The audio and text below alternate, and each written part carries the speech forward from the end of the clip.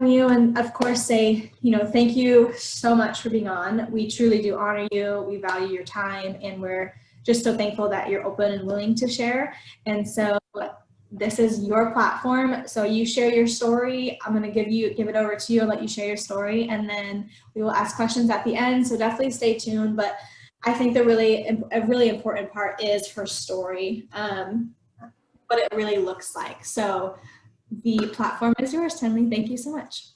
Awesome. So yeah, I'm Tenley and I'm 25. I'm a mom, a wife. I am a certified doula. I love all things baby, but I also am a childhood survivor of abuse and sex trafficking. And yeah, I've recently opened up more publicly about my story, although I've always been honest and open about it and told people. Even I've learned so much about sex trafficking in the last 6-7 months. When I was younger, I used to say I was prostituted as a child, and recently learned that the correct terminology isn't prostitution, but sex trafficking. Because a prostitute is a consenting adult and a child cannot consent. So that was huge for me, because I grew up constantly saying I was prostituted, as it became clear to me, which didn't happen until I was 13. But yeah, I'll just kind of dive into my beginnings. My birth mom had me when she was 18, but in her eyes, I was a huge mistake. She did not want me. She wanted to abort me, and was convinced not to. And so she she spent her pregnancy resenting that she had to have me, already had my older brother when she was 16. And she was heavy into drugs, heavy into partying, heavy into alcohol, and that was just what she wanted. And her kids were, we were in the way of that.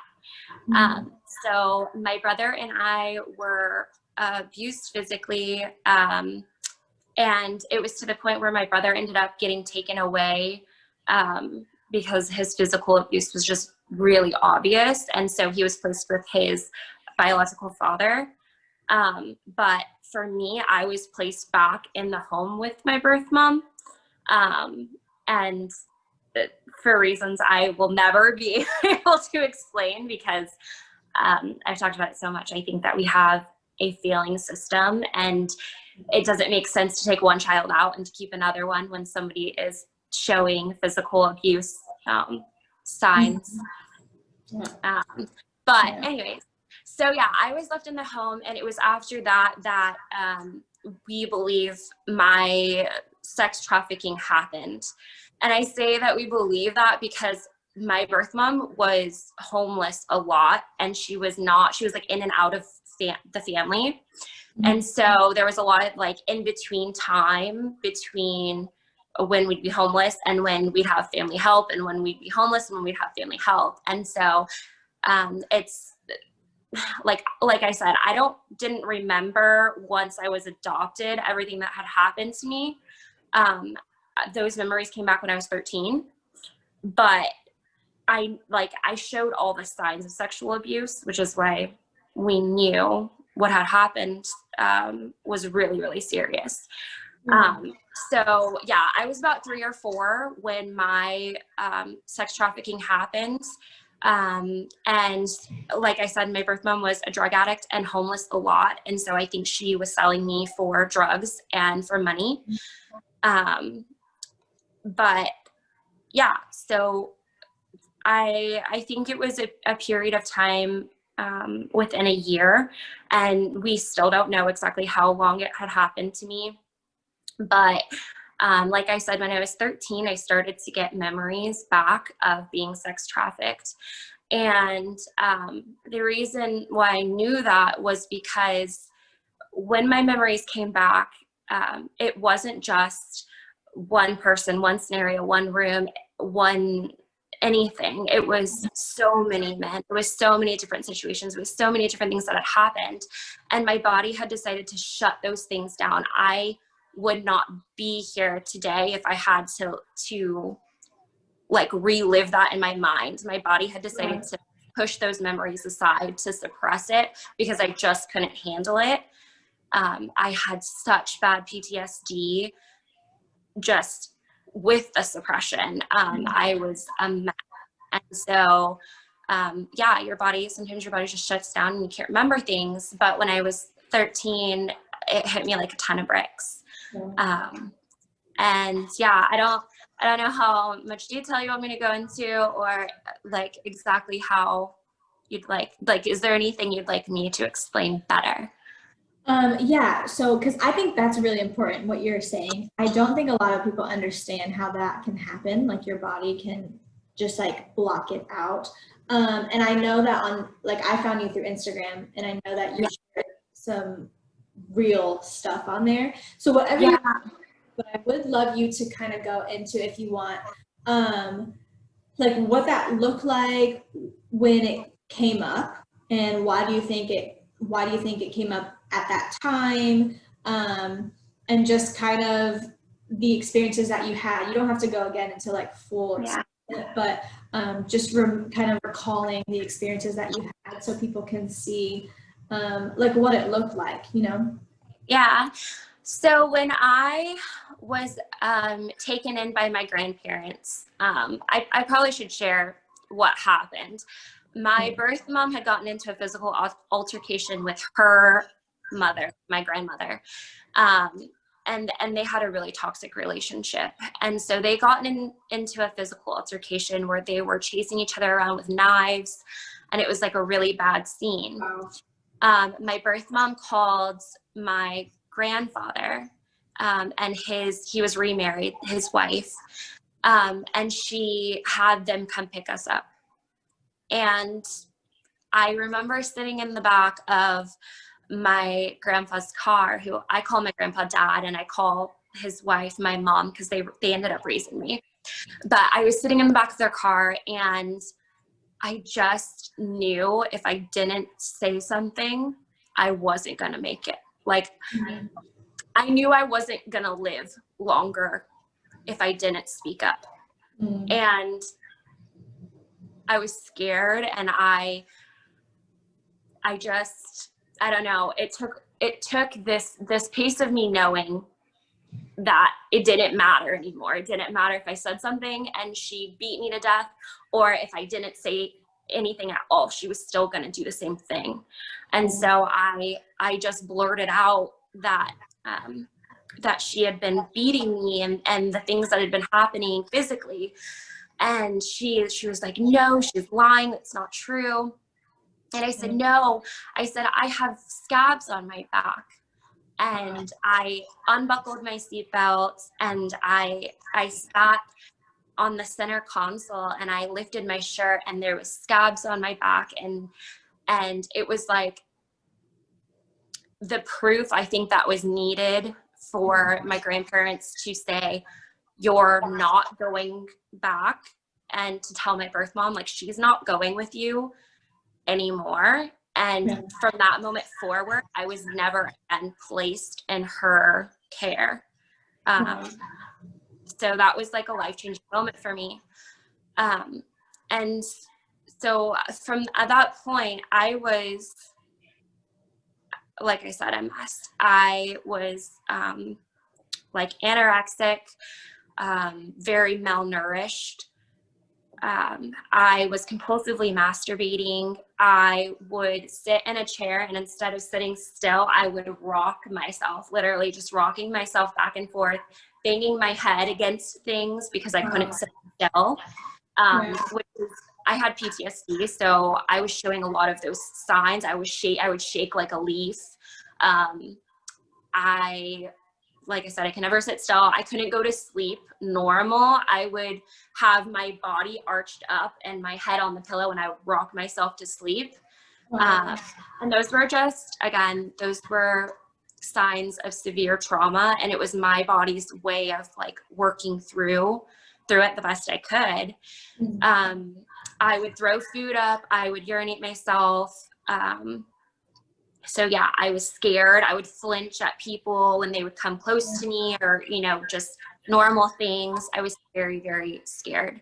And what age was this, Tenley? How old are you at this So point? at this point, I was about 5.5, 6. Okay. Okay. So I was in kindergarten, first grade at this point. Okay. So my from the moment I was adopted, I would say, and even before that, I would talk about a guy in a red hat. He was my first memory of being raped. I had been dropped off at a house. I don't know why. There was toys there. There was an older lady, and there was a guy in the red hat. And he played with me for a while, and then I remember him taking me to the bed, like carrying me over to the bed and undressing me and undressing himself. And my first memories were him breathing in my ear, moaning. And then as I got older, I started to remember like why he was doing those things. And so I remember the actual rape and the actual penetration. And that was my first memory of that happening. And then at 13, about a week before I got my memories back, my body totally shut down. So I kind of had gone back into a digression where I couldn't eat. I would vomit randomly and didn't know why. I was really, really sleepy, but also like having these weird panic attacks that I didn't really know how to explain. And leading up to that point, it was like something was going on with me, but we didn't know what. I was the child that could eat the whole Taco Bell menu and like loved food, and I just couldn't handle anything. And then I went to bed one night, and I woke up, and it just hit me like a ton of bricks. There was my birth mom, and she was touching me, and like showing me how to masturbate, and there's men that are covering my mouth and telling me to be quiet and to shut up, and me feeling like an excruciating amount of pain. I remember bleeding.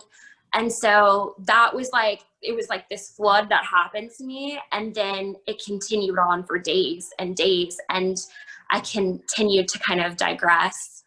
And so it took me about 2 weeks of getting into these memories to realize that like, this isn't a bad dream. Right. This happened to me. And I didn't really explain that when I was adopted, I went straight into therapy to help me work through all of the trauma that I had been through.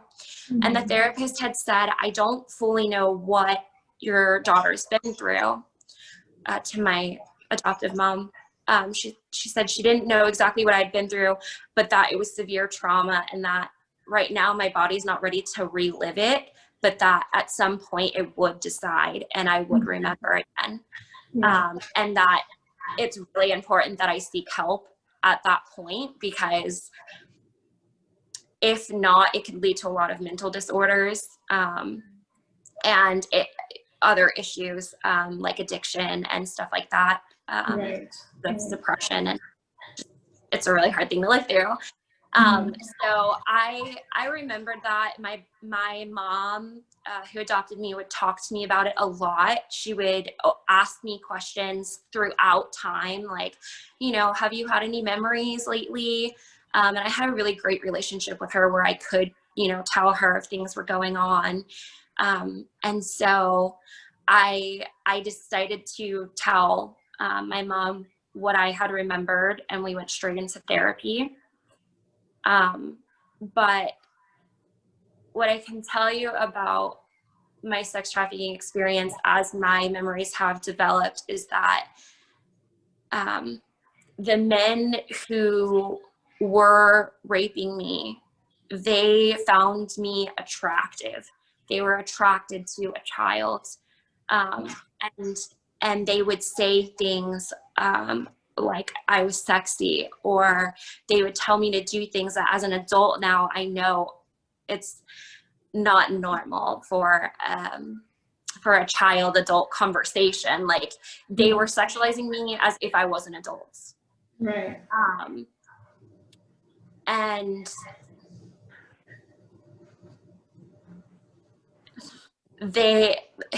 most of them were not actually they weren't violent with me. A lot of the times people think that the rape was like this violent thing, and you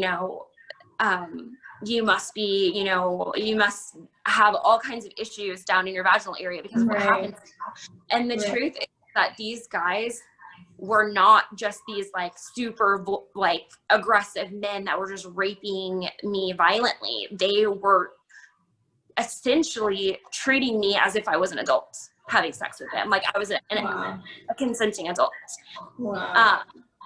Now, I'm not saying that all of them were like that, because I do have, some that were very aggressive and mean, and some that decided to anally penetrate or orally, gag me with their private area. So there were things that happened to me that were very violent and not the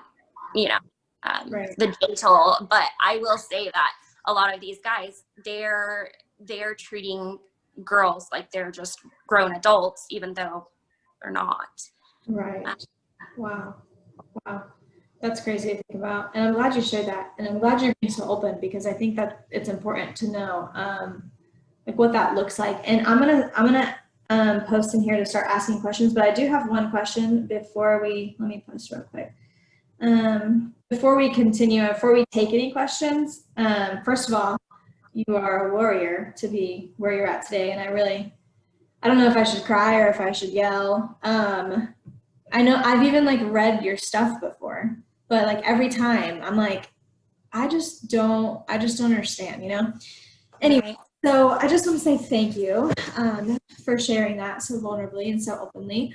So I want to ask you, were you, during the stuff, I know you kind of like blacked it out, but when you remember, obviously, but during that time, were you going to school and stuff? Like, do you think that there was a way that people saw, hey, like there's something off? Or like, I know you said you had scars on your back. Did you have anything anywhere else where you feel like, looking back now, wow, like if people were just educated on the signs a little bit more, maybe they would have stepped in and asked a question or seeked out help or something like that? So I was in school, and the only reason why I know that maybe I was hinting at things is because I have this little book that I made. It was like one of those school projects. And in the book, I had mentioned some things about my birth mom that are definitely sketchy, about her fighting, being mean. But I love her, and I hope that she she's not mad at me. And it was along those lines. And it's always one of those things where I'm like, if I was a teacher and I read that, I would like, red flags would be just going crazy for me. Right. But the other thing is that I actually had a lot of family around that. I mean, my brother got taken away because of his abuse. We had been being left alone at home, and like cops would come and knock on the door because family members were home alone. And they would call the cops. Also, I was burned on my face. I have a scar forever by my birth mom. She burned me on my face. The only reason I know that is because my family told me that she was the one that did it. I don't remember her doing it. I've been told that she did it by family. So the thing is that family a lot of the times feels a loyalty to their family members to a fault. I could have been taken away out of my situation far before I was. And that's just a fact. And there's no getting around that. And I've talked about that with my family, and I'm very open about it. There was no reason why I should have stayed as long as I did. It really comes down to family loyalty. Even though family knows it's wrong, even though my grandparents knew it was wrong and there was things happening that shouldn't have gone on as long as they did or at all, they still in a sense protected my abuser. They protected family. And so because of that, I stayed in a situation longer than I should have. And if I would have been taken away when my brother was taken away, I wouldn't have been sex trafficked. So, right. Wow. I mean, yeah, there's definitely, like I said, like I think it starts within the family, and families need to understand that we can't protect someone because they're our family. You don't owe loyalty to somebody who has chosen to abuse your child, or abuse your family member, to abuse a child. You can't defend that. You can't, you know, you can't be silent to that. And so that's where it starts for me, is within the family. And then, yeah, school, you know, you need teachers to pay attention. There are signs that kids show. And I think that a lot of teachers do notice it and do report it. And then it goes down to like, back into our system. Yeah, that's tough. Okay, let me jump on here real quick and see. Again, I'm just so grateful that you're sharing so much. Okay. I feel so bad. Like I feel like I'm like not really helping explain this very well. I'm more of a writer than I am like a verbal talker. I mean, I like to talk, don't get me wrong. Yeah. That's awesome. Okay. Well, someone just said, thank you so much for sharing. This is so personal. Thank you for allowing us to be a part of your story, which is very true, how I feel. Let me say, we got some people jumping on. And then I just have, okay, I'm sorry. I have to ask you another question too before. Let me just put this on. Okay. So, so you're not in communication with your mom, obviously, right? Okay, so can you talk, I know you said you have PTSD, can you kind of talk about how it affects your, not affects, but how it makes you parent your child? Because I think a lot of times people are like, well, how do I even teach my child? You know, how do I, you know, it looks like you want to answer this, so that's good. Yeah. You know, how does it seek into your daughter? Like, what does that look like? Yeah, so I have 3 boys, and then I just had a little girl. And when I became a mom, first You have of all, 3 boys? I have 3 boys. Yeah, you do? I have 3 boys and 1 girl. Yeah. Oh, I didn't know that. Yeah. Okay, awesome. Okay, cool. Yeah. So when I became a mom, I was just automatically a mama bear. I was so scared that maybe like that evil that my birth mom had in her, maybe that was somewhere like within me, and being a mother was going to bring it out. But it's quite the opposite. I adore my kids, and I protect them fiercely. And a part of protecting them is being open with them and talking to them, not only about my life. And let me say, I have a 6-year-old. That's my oldest. He's 6.5 this month. And I've started to talk to him about what I've gone through in my life. And we talk about you know, that he has a penis and I have a vagina, and his sister has a vagina, and his brothers have penises. We don't use bad words in our home. They're not bad words. They're our anatomy.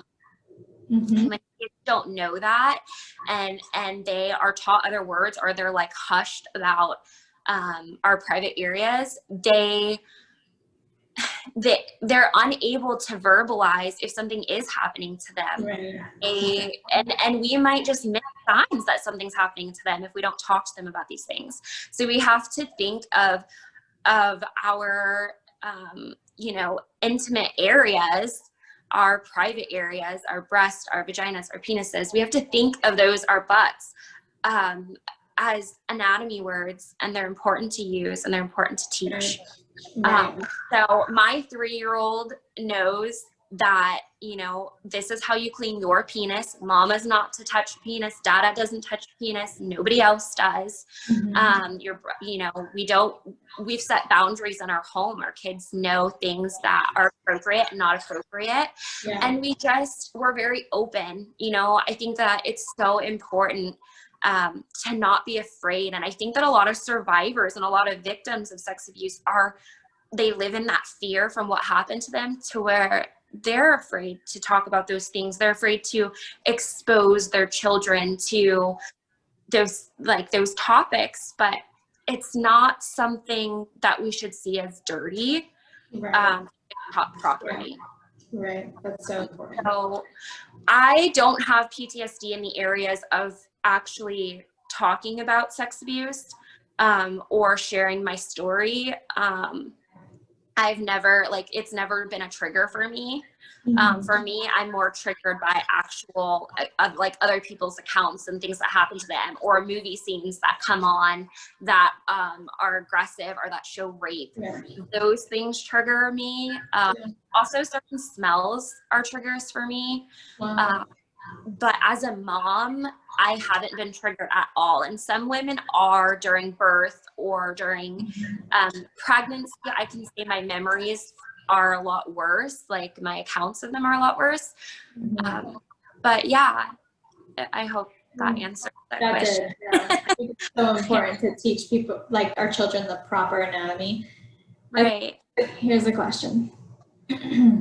As an adult and working through your trauma through the years, has your mother ever tried contacting you, or have you tried contacting her? Many people think that traffickers are strangers, and that once you're away for good. But this being your mother, do you mind sharing a little about working through the trauma when your abuser was your own mom? That's a good question. Yeah. So all through my life, there was a few instances where my birth mom did come back. She was present at, family gatherings or funerals. There was also a point where she came and stayed the night with my grandparents and I. Wow. And then my grandfather at times would take me to work with him, and she would show up, which was really hard. I believe that victims should never have to be exposed to their abuser until they are ready and until they say that they want to.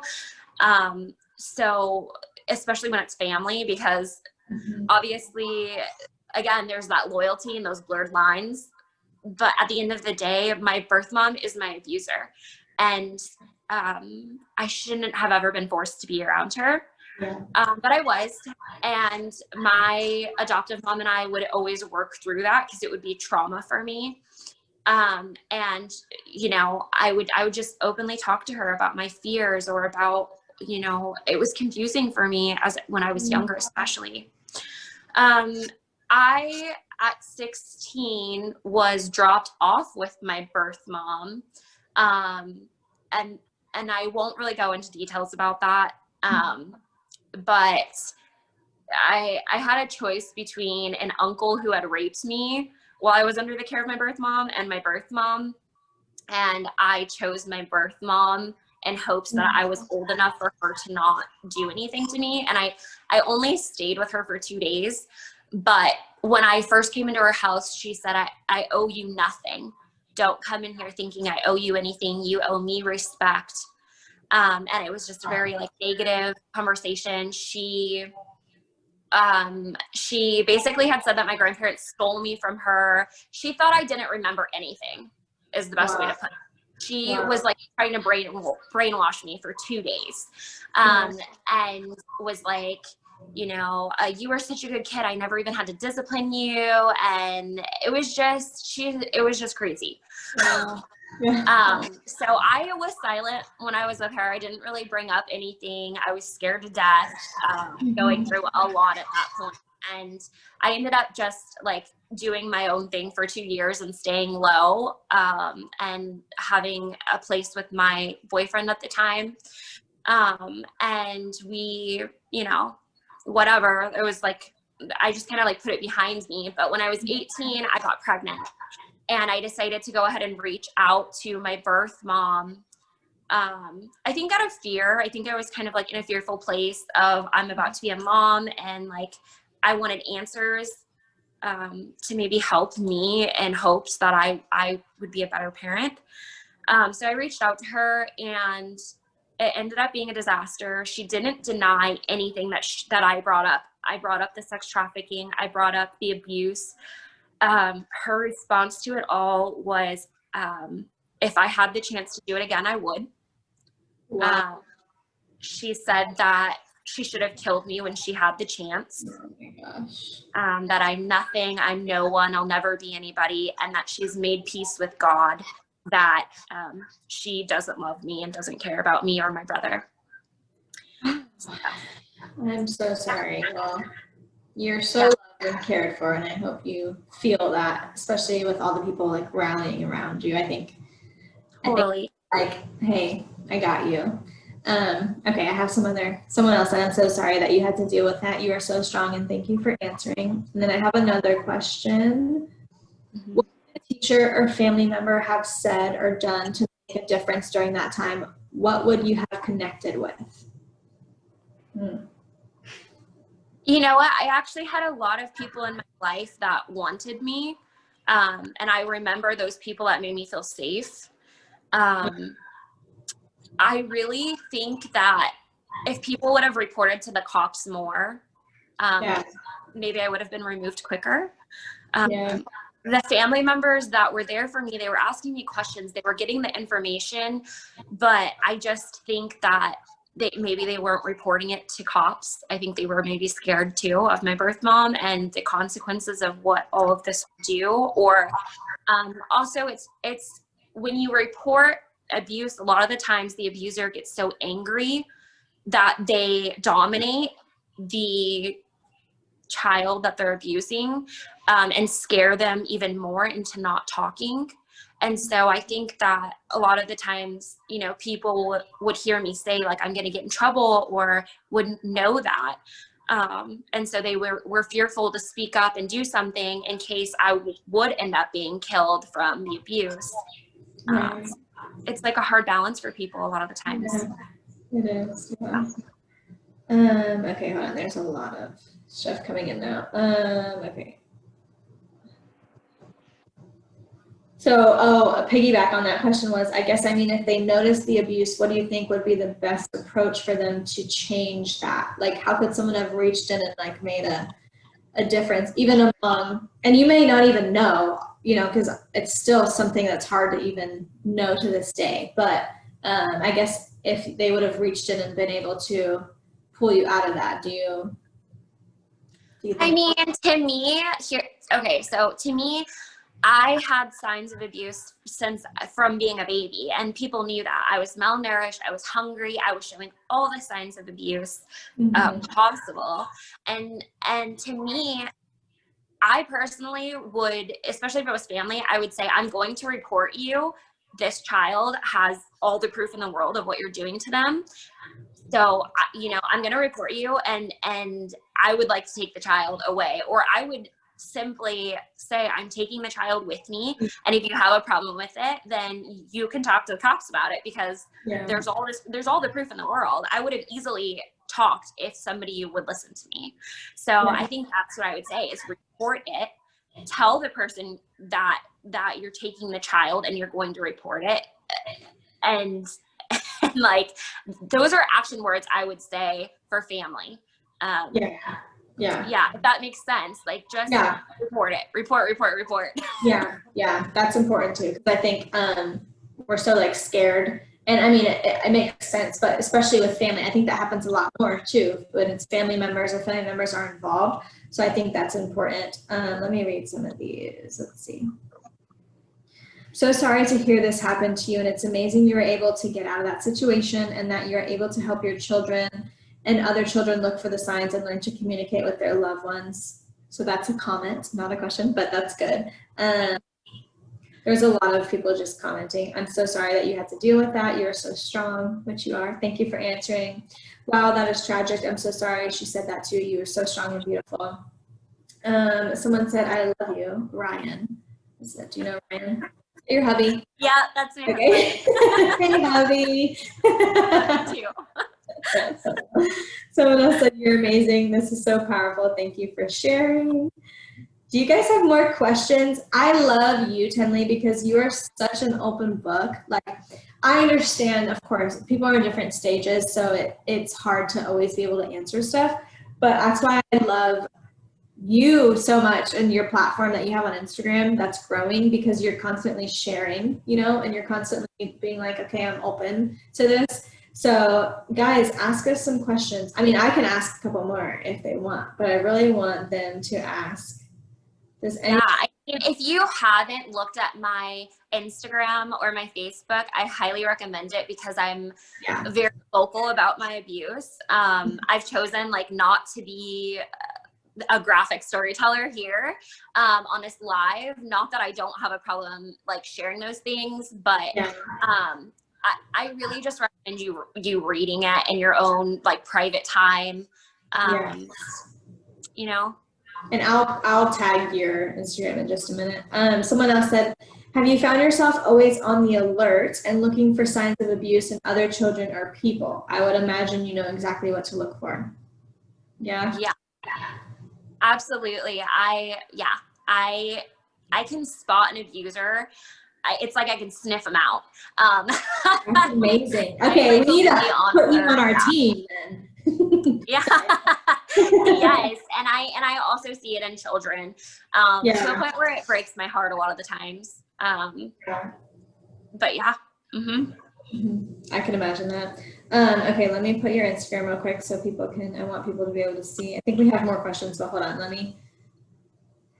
Because I do, guys. I definitely want you to go check out her Instagram because she is an open book and she definitely shares some more in like detail, you know, things that could help as well. Okay. Yeah, I am trying to spread the word with tips and things that I do, and just information that I've learned or that I've used in my own life. And sharing my personal story has really, I mean, I've gotten hundreds of messages of just how people have really woken up to what's happening in the world. So yeah, I think it's really important. Yeah, and I think it's even hard to hear sometimes, but I think it's so important to hear. And I do have one more question for you. Someone said, I think they know you, so I'm going to tell you who it is. Michelle Melling Schwartz. She said, you're doing amazing things. Proud to call you, oh, my bestie, and honor. Okay, now I know. You're moving mountains with your strength. You totally are. Totally are. So I want to hear, okay, I have to ask you this, your thoughts on this, because I made a post about it, and a couple of people trying to defend it, and I was like, no, there's no, I think you already know what I'm talking about, but I'm like, no defending this, like the movie Cuties. Please tell me your take on that from an actual survivor who went through this stuff. I do have another question, but I want to ask you first about that movie, because I could get riled up. I'm going to let you talk about it though, because I want to hear, and I want people to hear from someone who walked through stuff like that, to please share like what your thoughts on, and is there any justifying, I guess? Is there any justifying? So from what I've read, there's a silver lining in this story, and it's based on somebody's true life. The thing is that this movie is rated TV MA, but the way that it was shown in its previews was to be like, if I was a teenage girl, I would click to watch the movie. Let me just put it that way. It seems like this fun, girly movie, except there's these like little girls being portrayed as grown women and dancing very provocative, very raunchy, dressing very provocative and very raunchy. Now, I've always said there are movies that do talk about childhood like rape and abuse and all those things, and they have to use a child actor in order to portray that. And I've always struggled with it because I feel like you're exposing children to something as an actor or an actress in order to get a point across, which I don't necessarily feel is a healthy thing to do to anybody. Even though it helps people see it visually, I don't feel like that's something that necessarily needs to be reacted for the world to see. Yeah. I have a huge problem with cuties. I think that it's really disturbing. I think that it's showing young girls that it's okay to be and act older than what you are. And in a way, it's a push to do that.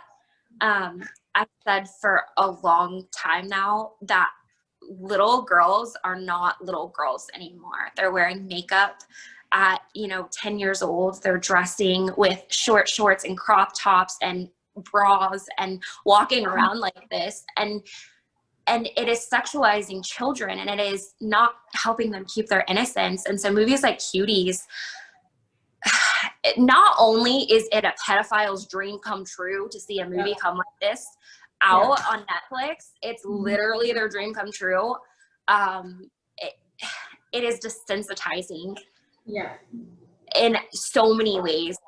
It's not healthy. It's not okay to watch. And in fact, I mean, my husband saw it and he said, I feel disgusted. Like you feel like you watched something you're not supposed to watch as an adult. Right. And so it probably shouldn't be out.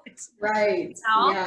Yeah. I'm with you. Yeah. And totally agree with everything you said. And then just thinking like what those girls had to go through to make that movie, it has such lasting impacts that no one, like, yeah, you may have got your point across, but there's, number one, other ways to do that. And number two, like, no one's thinking about like, I literally told someone yesterday, I am praying for those girls because they're just exposed to something. They were, awoken to something before their time. And like, we have to stand up and like people were saying, oh, well, that's just what's happening. Like, well, it doesn't have to. We've allowed as parents, as people who are like, oh, well, people are just watching that. No, why is that okay? So yeah.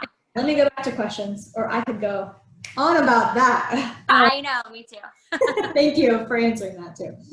Okay, I was going to ask if her experience made her way more overprotective of her kids, because when I was younger, my mom would not allow us to go anywhere or do anything, not even spend the night with friends because she was so afraid of predators. She said, I feel like you answered it a little earlier, but did you answer? I mean, I did.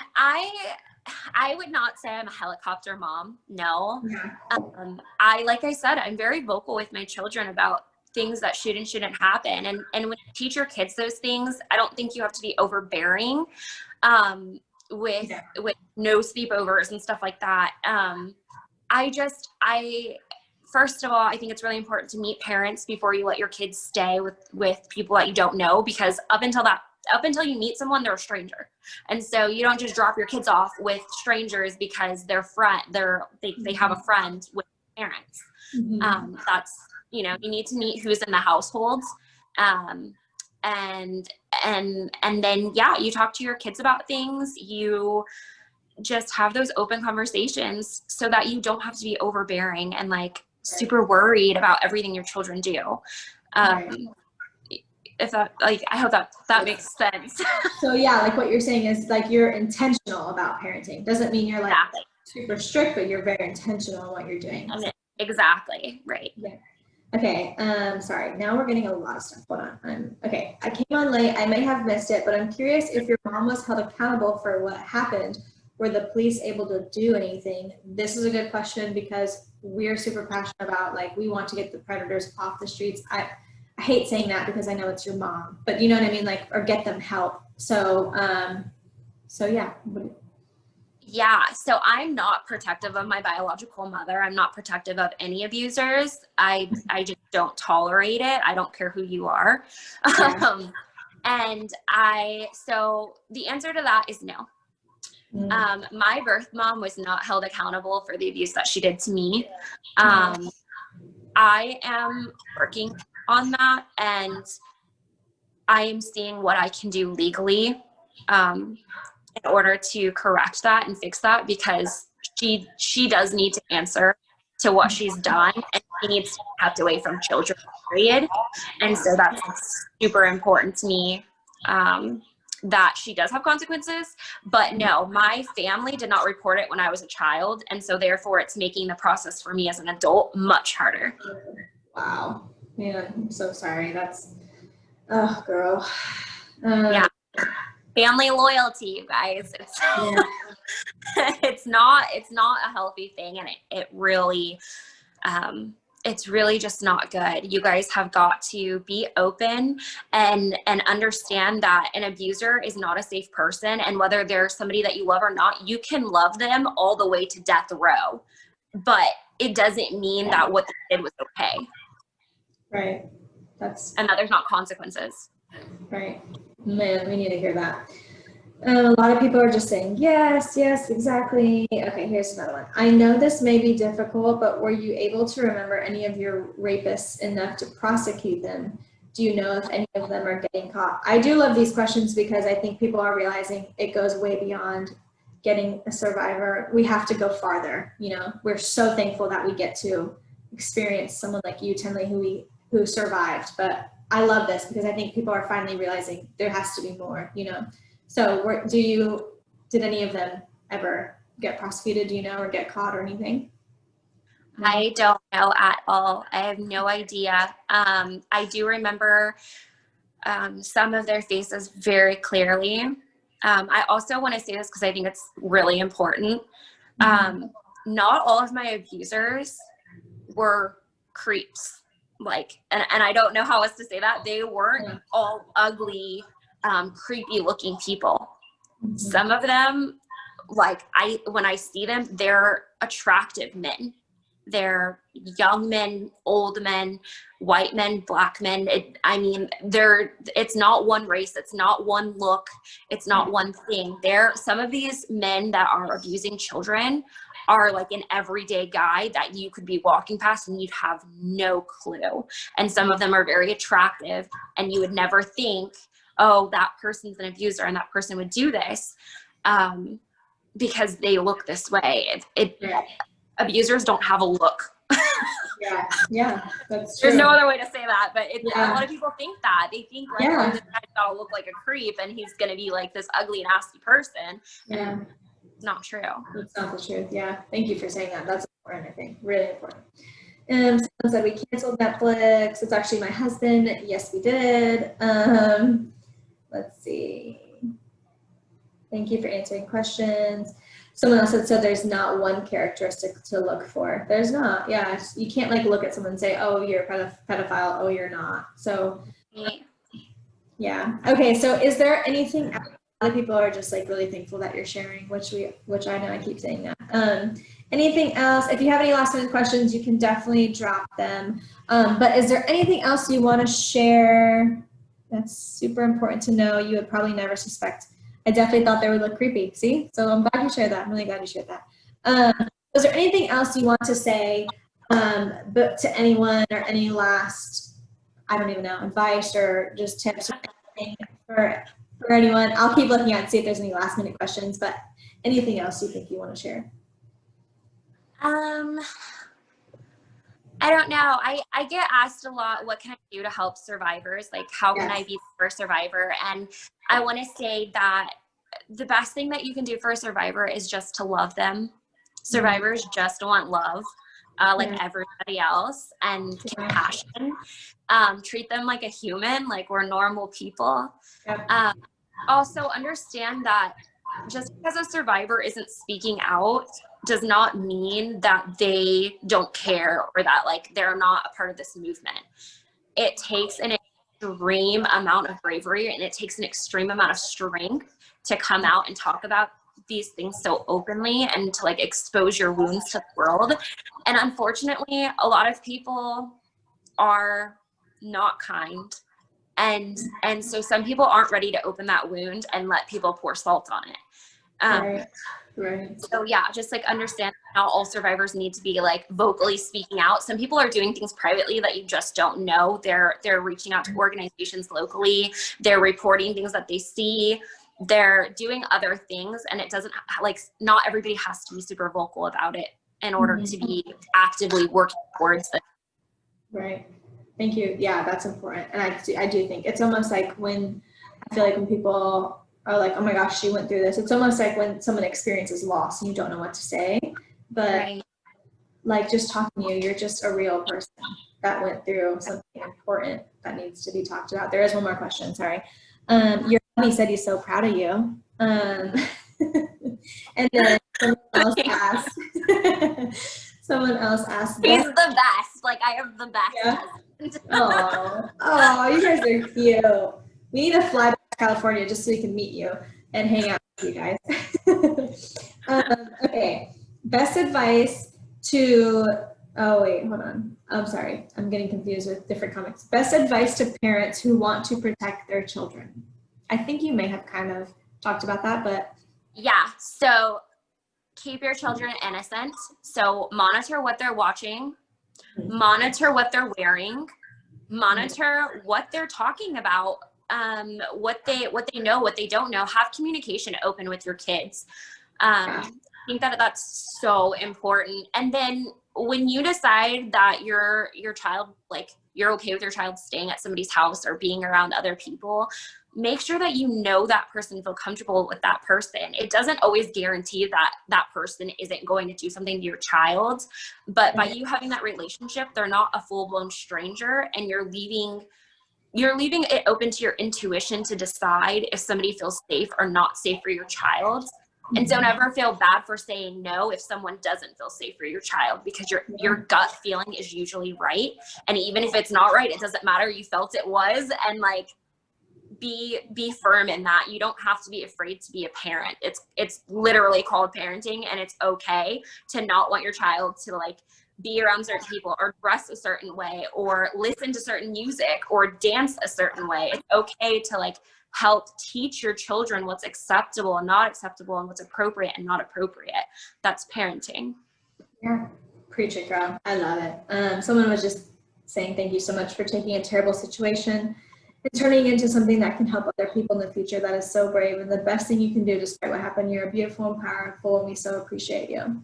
And we definitely do. And again, I just want to stress what Tenley's saying about like intentional parenting. And you said it earlier about teaching your kids the anatomy of their body. And I just want to share one quick story. I don't know if you've heard it, but there was a little girl who went to her teacher and said, "My uncle keeps licking my cookie." And the teacher was like, "Oh, okay, you've heard that. Okay, we'll just get another cookie." Yeah. And like, okay. And then like months later, they had a parent-teacher conference, and she brought up, "Oh, she just said her uncle keeps licking her cookie," and her mom started bawling because she taught her daughter cookie instead of vagina. And Right. I think that if she would have taught her daughter the word vagina, that would have been stopped months prior to that. And so I think how you talked about that earlier is so important. And my daughter knows, vagina, butt, boob, she knows the different body parts. And I think that is huge and such good advice. Because like you said, like we have to do our best, but if something happens, we have to know that our kids can come talk to us and tell us the correct thing, so I think that's really important. But thank you so much, Tenley. If you guys are just jumping on, there are some people just jumping on. Sorry, we're ending, but they're available. I'll post this on Instagram too. If you guys want to share it on there, I'll post the recording. But again, thank you, Tenley, so much for your time. We value you, we honor you, and we are just so thankful that you are so open to sharing with all of us. Thank you so much for having me. Thanks for bearing with me through my gibbering. Hopefully I helped answer some questions. You definitely did. Okay, friends. So we will see you next Saturday is our wait, is it? I'm all confused on my days. Yeah, it's our Take Action event. Woo! So make sure you go to the page and come join us on that. You can live stream it, and we will see you guys soon. Okay, I think I'll stop the live stream. It would be embarrassing if I didn't. Hold on, let me stop recording. It doesn't say live on Facebook anymore. They'd be like, no, she didn't stop it. She didn't stop it. You want to stop?